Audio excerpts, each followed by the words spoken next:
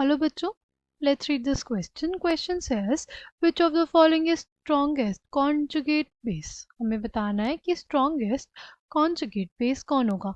Option 1 HClO4 minus, Option 2 HCO3 minus, Option 3 F minus, Option 4 HSO4 minus.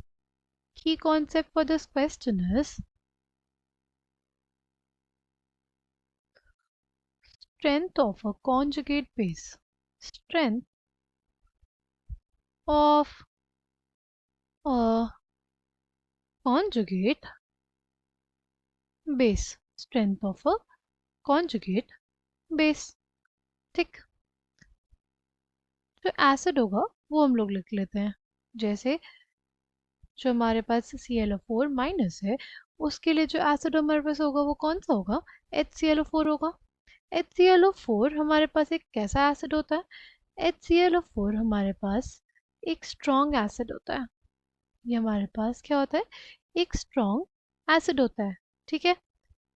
इसमें से हमारे पास जब इसका डिसोसिएशन होता है तब जाके हमें मिलता है H प्लस और ClO4 माइनस. ये जो ClO4 माइनस होता है, ये जो ClO4 माइनस होता है ये बहुत ज़्यादा क्या होता है? स्टेबल होता है. ये एनायन जो होता है वो बहुत ज़्यादा स्टेबल है. क्योंकि इसमें होता है रेजोनेंस. इसमें क्या होता है? Resonance, right. ये रेजोनेंस स्टेबलाइज्ड होता है, इस वजह से ये काफ़ी ज़्यादा स्टेबल है. ठीक.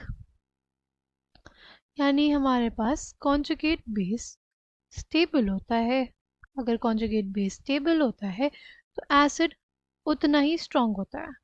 और ऐसा क्यों होगा? ऐसा इस वजह से होगा क्योंकि हमारे पास ये चीज़ अगर स्टेबल है तो इक्विलिब्रियम मूव करेगा फॉरवर्ड डायरेक्शन में. इक्विलिब्रियम मूव करेगा फॉरवर्ड डायरेक्शन में तो हमें क्या मिलेगा? हमें H प्लस मिलेगा और ClO4 माइनस मिलेगा. जितना ज़्यादा H प्लस मिलेगा उतना ही ज़्यादा क्या होता है? उतना ही ज़्यादा हमारा अच्छा एसिड होता है. ठीक है. तो अगर कॉन्जुगेट बेस स्टेबल होता है, एसिड हमारे पास स्ट्रॉन्ग होता है. और जो स्ट्रॉन्ग एसिड्स होते हैं उनके जो कॉन्जुगेट बेसिस होते हैं वो वीक होते हैं. स्ट्रॉन्ग एसिड्स जो होते हैं ये जो कॉन्जुगेट बेसिस होते हैं वो वीक होते हैं. ठीक है. फिर नेक्स्ट हमारे पास है HCO3 माइनस. इसका एसिड क्या रहेगा? H2CO3. ठीक. H2CO3 कंपेरेटिवली एक वीकर एसिड होता है. H2CO3 is comparatively weaker acid. यानी इसका जो कॉन्जुगेट बेस होगा वो उतना ज़्यादा स्ट्रॉन्ग होगा, राइट. जितना ज़्यादा स्ट्रॉन्ग एसिड उतना वीक कॉन्जुगेट बेस. जितना वीक एसिड उतना स्ट्रॉन्ग कॉन्जुगेट बेस. ठीक.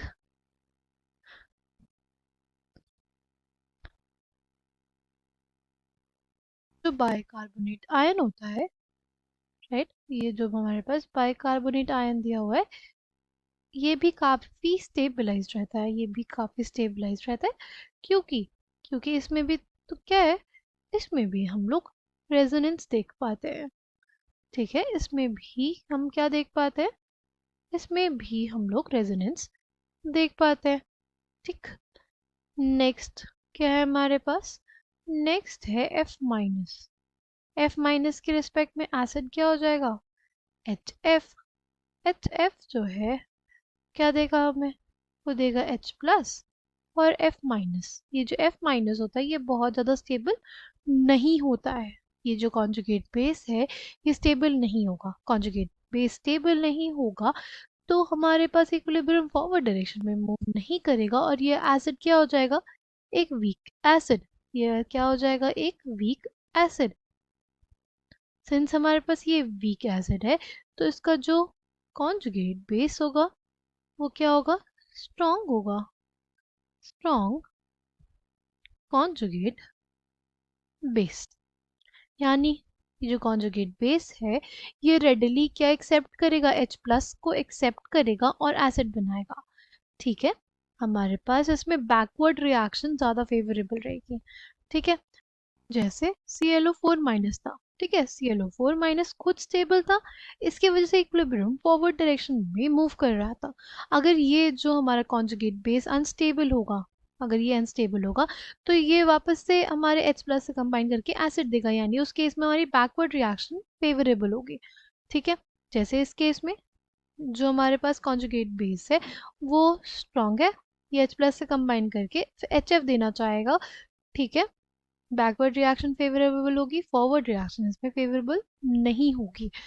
ठीक, फिर है हमारे पास H2SO4, HSO4 माइनस है, उसके रिस्पेक्ट में जो एसिड होगा वो क्या होगा, H2SO4।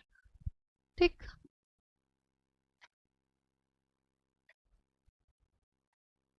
ये हो गया ना हमारे पास HSO4 माइनस। ठीक, ये जो हमारे पास कॉन्जुगेट बेस है, ये जो कॉन्जुगेट बेस है ये भी हमारे पास क्या है, स्टेबल है। अगर ध्यान से देखें तो इसका स्ट्रक्चर हमारे पास कैसा है, इसका स्ट्रक्चर हमारे पास कुछ ऐसा है। इसमें भी क्या है, डीलोकलाइजेशन है इलेक्ट्रॉन्स का, राइट, इसमें भी क्या है, डीलोकलाइजेशन है इलेक्ट्रॉन्स का, इस वजह से ये भी क्या होगा, काफी ज्यादा स्टेबल। तो सबसे वीक एसिड कौन, HF। सबसे वीक एसिड कौन, HF। सबसे स्ट्रॉन्ग कॉन्जुगेट बेस किसका, HF का, राइट। तो हमारे पास सबसे स्ट्रॉन्गेस्ट कॉन्जुगेट बेस कौन हो जाएगा, वो हो जाएगा हमारे पास option 3, F minus. I hope you understood it well, thank you, all the best.